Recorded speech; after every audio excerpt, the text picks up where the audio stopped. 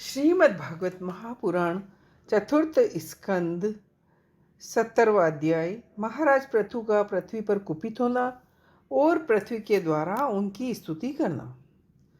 श्री मैत्रेय जी कहते हैं, इस प्रकार जब वंदी जन ने महाराज पृथु से गुण और कर्मों का बखान करके उनकी प्रशंसा की, तब उन्होंने भी उनकी बड़ाई करके उन्हें मनचाही वस्तुएं देकर संतुष्ट किया। विदुर जी ने पूछा, ब्राह्मण, पृथ्वी तो अनेक रूप धारण कर सकती है, उसने गो का रूप ही क्यों धारण किया? और जब महाराज पृथु ने उसे दूहा, तब बछड़ा कौन बना और दूहने का पात्र क्या हुआ? ब्रह्म ज्ञानियों में श्रेष्ठ भगवान सनत कुमार जी से ज्ञान और विज्ञान प्राप्त करके वे राज से किस गति को प्राप्त हुए? पृथु से सर्वेश्वर भगवान श्री कृष्ण ने ही अवतार ग्रहण किया था। अतः पुण्य कीर्ति श्री हरि के उस पृथु अवतार से संबंध रखने वाले और जो भी पवित्र चरित्र हो, वे सब भी मुझसे कहिए। सूत जी कहते हैं, जब विदुर जी ने भगवान वासुदेव की कथा कहने के लिए इस प्रकार प्रेरणा की, तब मैत्रेय जी प्रशंसा करते हुए कहने लगे, विदुर जी, ब्राह्मणों ने महाराज पृथु का राज्य अभिषेक कराकर उन्हें प्रजा का रक्षक उद्घोषित कर दिया। इन दिनों पृथ्वी अन्नहीन हो गई, इसलिए भूख के कारण प्रजाजनों के शरीर सूख गए। उन्होंने अपने स्वामी के पास आकर कहा, राजन, आप शरणागत की रक्षा करने वाले हैं, आप हमारे अन्नदाता प्रभु बन गए हैं, इसलिए हम आपकी शरण में आए हैं। हम क्षुधा पीड़ितों को शीघ्र ही अन्न देने का प्रयत्न कीजिए। मैत्रेय जी कहते हैं, प्रजा का क्रंदन सुनकर महाराज पृथु बहुत देर तक विचार करते रहे। अंत में उन्हें अन्न अभाव का कारण मालूम हो गया। पृथ्वी ने स्वयं ही अन्न एवं औषधि आदि को अपने भीतर छिपा लिया। अपनी बुद्धि से इस बात का निश्चय करके उन्होंने अपना धनुष उठाया और क्रोधित होकर पृथ्वी को लक्ष्य बनाकर बाण चढ़ाया। उन्हें शस्त्र उठाए देख पृथ्वी कांप उठी और गो का रूप धारण करके भागने लगी। यह देखकर महाराज पृथु की आंखें क्रोध से लाल हो गई। वे जहाँ जहाँ पृथ्वी गई वहाँ वहाँ उसके पीछे लगे रहे। जहाँ भी वह दौड़ कर जाती, वहीं उसे महाराज पृथु हथियार उठाए अपने पीछे दिखाई देते। तब वह अत्यंत भयभीत होकर दुखित चित्त से पीछे की ओर लौटी और महाभाग पृथु जी से कहने लगी, धर्म के तत्व को जानने वाले राजन, आप तो सभी प्राणियों की रक्षा करने में तत्पर हैं, आप मेरी भी रक्षा कीजिए। मैं अत्यंत दीन और निरपराध हूँ, आप मुझे क्यों मारना चाहते हैं?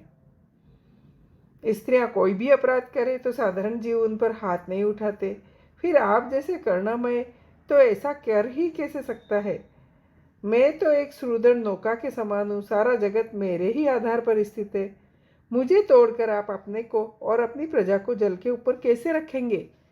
महाराज पृथु ने कहा, पृथ्वी, तू मेरी आज्ञा का उल्लंघन करने वाली है। तू यज्ञ में देवता रूप से भाग तो लेती है, किंतु बदले में हमें अन्न नहीं देती। तू जो प्रतिदिन हरी घास खाती है और दूध नहीं देती, ऐसी दुष्टता करने पर तुझे दंड देना अनुचित नहीं कहा जा सकता।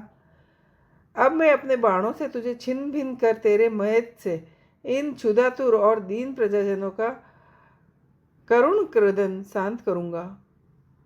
तू बड़ी गर्वीली और मंदोमता है, इस समय माया से ही गो का रूप बनाए हुए है।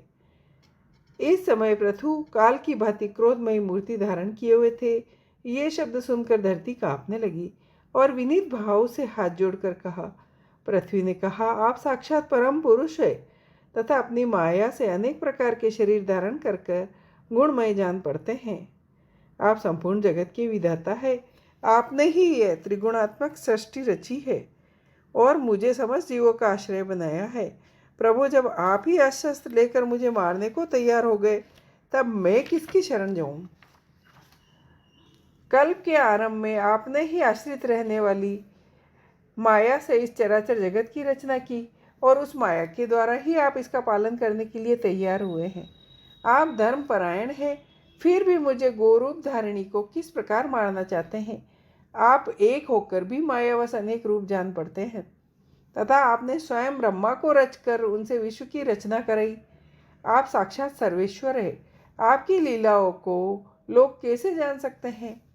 आप ही पंचभूत, इंद्रिय और अधिष्ठाता देवता, बुद्धि, अहंकार अपनी शक्तियों द्वारा जगत की उत्पत्ति, स्थिति और संहार करते हैं। भिन्न भिन्न कार्यों के लिए समय पर आपकी शक्तियों का अभिभाव तिरोभाव हुआ करता है। आप साक्षात परम पुरुष, जगद्विताता है। आपको मेरा नमस्कार है।